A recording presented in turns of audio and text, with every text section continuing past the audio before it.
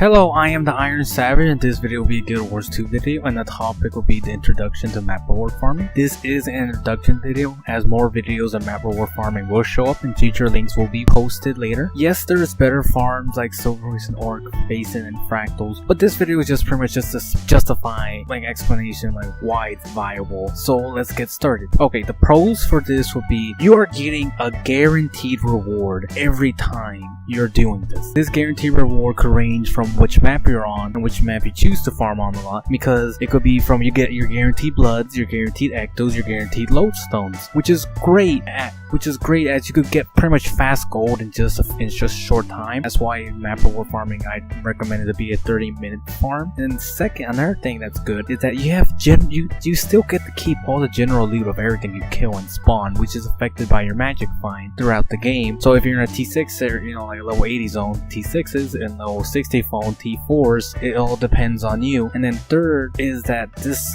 event, you get to choose to farm whenever you want.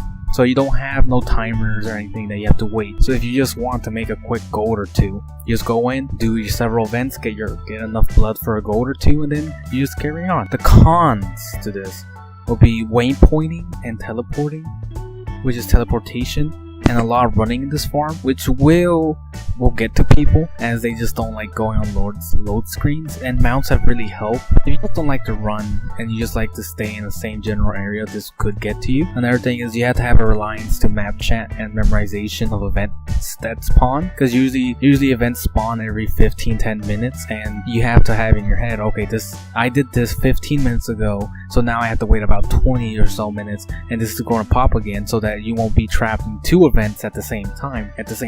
And map chat also depends on if people are just calling out events, and you could be one to start this, but it tends to take a while depending on who's on the map. And then the most important thing, which I will also have a discussion on too, which a feature link, will be diminishing returns in Guild Wars 2. Alright, diminishing returns in Guild Wars 2. Well, in map reward farming, there's a chart. Map reward farming has a track that's 8,000.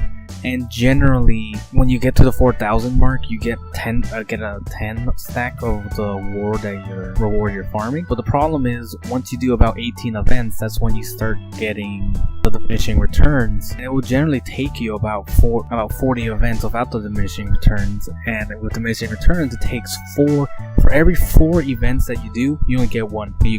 And so to me, this is just a quick goal. So don't try to make this your main farm, but there really isn't anything to solve this, mainly because once your character got diminishing returns on map reward farms, they have to wait until reset in order for you to start farming again. And the solution to people do is that they just switch characters. And if you have 5 characters, you could max out the reward track really soon, as each character could do about 16 rewards to get to 8,000. So that depends on you, on your choice of game. What events should you do in order to maximize your reward farm? Well, one, you avoid long escorts, and it's really easy to tell when your escort's going to be long, especially if the person you're escorting is a very slow walker, and after you give them swiftness, they just walk as if they're in molasses. So avoid those. Another one is avoid champs unless you have a group of people with you, because unless you are like a god person in PvE, it's gonna take you a while to kill it. I recommend focus on defense events where